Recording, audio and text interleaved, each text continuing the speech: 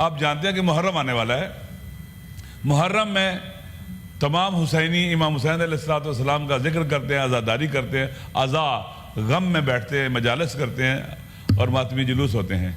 پنجاب کی حکومت نے اب یہ دیکھیں کہ یہاں پاکستان میں آپ پیدل چل کے میلوں میں جا سکتے ہیں, پیدل چل کے عرسوں میں جا سکتے ہیں. 40 چیلم امام حسین کے اوپر لوگ چاہتے ہیں کہ ہم پیدل جائیں, گھروں سے پیدل نکل کے جائیں اور جہاں پر جلوس ہو رہا ہے, مجلس ہو رہی ہے, وہاں پیدل جائیں. ایک تو آپ راستے میں رکاوٹیں کھڑی کر دیتے ہیں سیکورٹی کے حوالے سے. ابھی حکومت نے, پنجاب حکومت نے کہا یہ بدعت ہے پیدل جانا.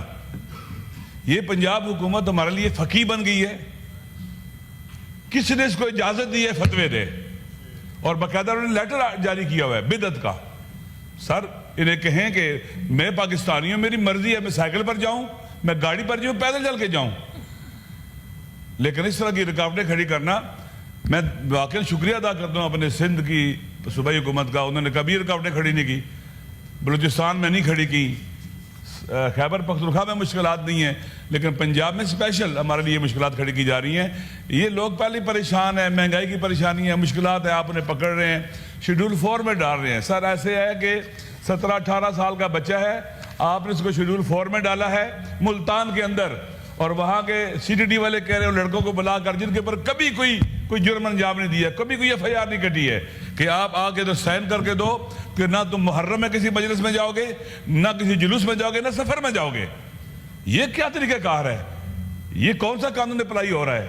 میرے خیال میں سر پاکستان کو اس طرح اس وقت لوگوں کو ہیل کرنے کی ضرورت ہے. جتنی مشکلات ہے, جو بجٹ ہے یہ ان کے سر پر بم کی طرح گرنے والا ہے. لوگ پہلے ہی پریشان ہیں, خوفزدہ ہے, بجٹ کے نام سے ڈرتے ہیں. جیسے بچوں کو ڈرایا جاتا تھا کسی چیز سے, یہ وہی جو بجٹ ہے پاکستان کے عوام کے لیے ایک ڈراؤنی حقیقت بن چکا ہوا ہے. سر میری گزارش یہ ہے کہ پنجاب حکومت سے بھی کہا جائے کہ بھائی ان کو بلایا جائے, ریفر کریں, تاکہ وہ جواب دیں کہ انہوں نے کس بنیاد پر کہا یہ بدعت ہے. مشی کا معنی ہوتا ہے, عربی کا لفظ ہے پیدل جانا, واک کرنا, پیدل چل کے جانا. میں یہاں سے, میرا گھر ادھر ہے, میں یہاں سے پیدل پنڈی جاتا ہوں جلوس کے اندر. یہ کوئی جرم ہے پیدل چل کے جانا؟ کوئی بندہ ٹریفک نہیں روکتا, کوئی کسی کو رکاوٹ نہیں بنتا, اور آپ آتے ہیں جناب والا بدعت قرار دیتے ہیں. میرے خیال میں یہ سارے کے سارے مسائل اس وجہ سے ہیں کہ لا قانونیت ہے. عوام کا جو حق ہے, جو فنڈامنٹل رائٹس ہیں, جو سول رائٹس ہیں, وہ ریکگنائزڈ نہیں کیے جاتے, ان پر عمل نہیں ہوتا, اور یہ مشکلات کھڑی ہوتی ہیں. سر میری گزارش یہ ہے کہ باقاعدہ اس حوالے سے آپ آرڈر پاس کریں اور ان کو بلائیں, صوبائی حکومت کے نمائندوں کو بلائیں اور ان سے پوچھیں کہ آپ نے بدعت کا لفظ کس بنیاد پر استعمال کیا ہے. آپ فقی ہیں, آپ مجتہد ہیں, آپ کیا ہے؟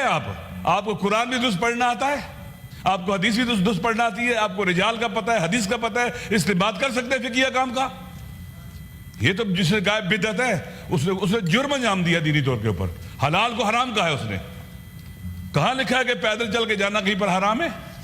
آپ میلوں میں جا سکتے ہیں, آپ عرسوں میں جا سکتے ہیں, ڈالیاں کئی میل پیدل چلتے ہیں, راستے بند ہو جاتے ہیں. ابھی داتا دربار وہاں پر 40 کے دنوں میں وہاں پر بھی عرس ہوتا ہے, جگہ جگہ سے لوگ پیدل آتے ہیں. تو آپ کہیں گے یہ بدعت ہے. کیوں ایسا کام کرتے ہیں جو آپ کی دائرہ نہیں ہے, جہاں پر آپ کو قدم نہیں رکھنا چاہیے, آپ کیوں وہاں قدم رکھتے ہیں؟ آپ کا شکریہ. جی سینیٹر خلیل طاہر سندھو صاحب. جناب چیئرمین بہت شکریہ. جو کچھ علامہ راجہ ناصر عباس صاحب فرما رہے تھے اور اس سے میرے پہلے بھائی دنیش نے بات کی ہے. سر جو میں نے دین پڑھا ہے ایز اے کرسچن ہو کے, قرآن پاک پڑھا ہے, آخری کتاب جو ہے, اس میں تو بار بار یہی لفظ آتا ہے کہ دین میں کوئی جبر نہیں ہے.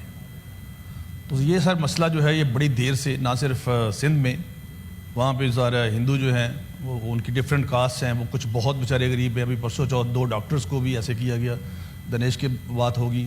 اس طرح پنجاب میں بھی سر یہ بہت ساری, اور میں جن کی بہت زیادہ رسپیکٹ کرتا ہوں, with it most respect, honourable professor Rashid صاحب, پرسوں انہوں نے بڑی دلیری سے بات کی اور انہوں نے کہا یہ میرے ضمیر کی آواز ہے کہ لالہ موسیٰ میں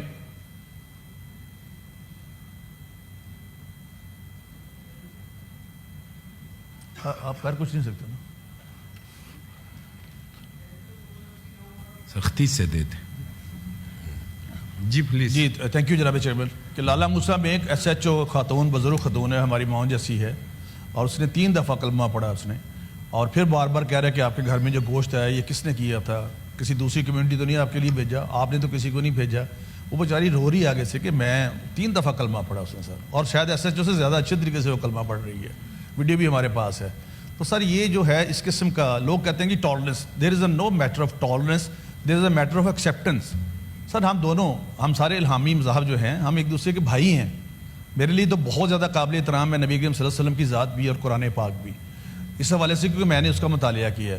تو یہ جو بات ہوئی ہے سر اس طرح سے, یہ اس کا اصل میں ہوتا کچھ نہیں ہے. جس نے جانا جائے جب اس کی ایج ہوتی ہے, اگر جو بھی جانا چاہتا ہے کسی بھی ریلیجن میں, ہمارے تو ہے نو پرابلم, بٹ وہ بالغ تو ہو سر, وہ فیصلہ تو کر سکے. یہ نہیں کہ آدھے گھنٹے میں اس کا ریلیجن چینج ہو گیا, آدھے گھنٹے بعد شادی کر دی. اور پھر ایک اور نیا کام بنا ہوا ہے سر کہ رحیم یار خان ایک مولوی صاحب ہیں, اس کو مجھے نام نہیں یاد آ رہا, ابھی میں لے لیتا ہوں. وہ کرتے کیا ہے جی کہ بچی سندھ سے ہوتی ہے تو پنجاب کی حد میں لا کے, چونکہ یہاں پر ابھی لڑکی کی عمر 16 سال ہے, اس کو کنورٹ کر دیتے ہیں سر. تو یہ سر میری ہمبل سبمیشن ہوگی کہ ہم کیا چہرہ اتنا خوبصورت کام کیا ہے جنرل آصف منیب باجوہ صاحب نے وہاں پہ جا کے, کہ آپ دیکھیں کہ وہاں پہ کھڑے ہو کے انہوں نے کہا کہ we are standing with Iran. یہ بڑی بات ہوتی ہے سر, جہاں پہ بڑے بڑے لوگ جا کے چھپ جاتے ہیں, کام جاتے ہیں. اس نے یہ بات کی ہے, یہ اس کا مطلب ہے کہ اس کے پیچھے پولیٹیکل قیادت مضبوط ہے. تو اگر سر ہمیں جینا ہے تو وقار کے ساتھ جینا ہے, ورنہ اس طرح سے سر کوئی بڑا یہ ہماری اتنا نیگیٹو. میں I am also going to US on 22nd. You will see, I will send to all this honorable house کہ what I do for the Pakistan, کیونکہ پاکستان میرے لیے سب سے زیادہ عزیز ہے. میری شناخت پاکستان سے ہے sir. And sir we are here before the creation of Pakistan. نہ ہم ذمی ہیں نہ ہم مفتوح ہیں, ہمیں کسی نے نہ کو فتح نہیں کیا ہوا, نہ ہم کو جزیہ دینے والے لوگ ہیں. ہم تو پہلے سے وارث ہیں یہاں کے. تو باقی وہ جنہوں نے مخالفت کی تھی ان کا بھی آپ کو پتہ, جب 23 جون 1947 کو 177 ووٹ تھے, تو 5 کرسچن ووٹ تھے جنہوں نے, آخری ووٹ دیوان بہادر ایس پی سنگھ جن کا پسرور سے تعلق تھا. قائد اعظم محمد علی جناح بانی پاکستان واز اے کیرزمیٹک لیڈر. انہوں نے کہا, اور پہلے بھی جب ووٹ 88 ہوئے, پھر آخری ووٹ بھی انہوں نے دے کے 177 میں ہم نے 89 ووٹ حاصل کر کے پنجاب کے بہت سارے اضلاع جو ہیں وہ پاکستان کا حصہ بنے. میرے لیے یہاں پہ بہت جید علماء کرام بیٹھے ہیں, ان سب سے یہ گزارش ہے کہ جس خاص طور پہ مولانا فضل الرحمان صاحب کی جماعت سے, کیونکہ دے آر, جو میں ان کو پڑھا ہے یا دیکھتا ہوں, دے آر ناٹ کنزرویٹوس. وہ بنیاد پرست اس لیول پہ کبھی نہیں ہوتا ان کا. They are always very liberal. اور مولانا صاحب, بڑے مولانا صاحب, مولانا فضل الرحمان صاحب, میرا ان سے ذاتی تعلق ہے, لبرل بات کرتے ہیں. ایون ہمارے ساتھ, میں ان کے گھر گیا, میرے ساتھ بیٹھ کے سر انہوں نے وہاں پہ کھانا کھایا. کوئی کام تھا سر مجھے, ایک دفعہ کی بات ہے. تو مطلب یہ ہوتی ہے باتیں ساری. تو سر اس جو کو ایگزسٹنس کا کلچر ہے اس کو فروغ دیا جائے, اور اس کے لیے لیکن افسوس ہے, میں کہوں گا بجٹ بنانے والوں کو, کہ انہوں نے اس میں نہ تو مائنورٹیز کے لیے, یہ چھوٹی سی ضمن بات ہے, اور نہ انٹرفیتھ ہارمنی کے لیے, جس کے مولانا صاحب چیئرپرسن بھی ہیں, ایک سنگل پینی بھی نہیں رکھا. تو کس طریقے سے ہم چیزوں کو آگے بڑھائیں گے؟ میں دوبارہ کہتا ہوں کہ اس جبر کو ہم صبر کرتے ہیں. سوال آپ اپنے آپ سے کر رہے ہیں کیونکہ آپ کا حکومتی جماعت. کوئی بات نہیں, کوئی بات نہیں. میرا اگر میں حکومتی جماعت میں تو I can protest, I can agitate, no problem. میری زندگی جو ہے وہ اللہ پاک کے ہاتھ میں ہے نا. تو میں اس سے ڈرتا ہوں جو میرا جسم اور روح دونوں کو قتل کر سکتا ہے. اور اس کے علاوہ باقی میری جماعت نے مجھے کبھی نہیں کہا کہ آپ بات نہ کریں, آج تک کبھی نہیں روکا میاں نواز شریف نے. تو اس لیے میری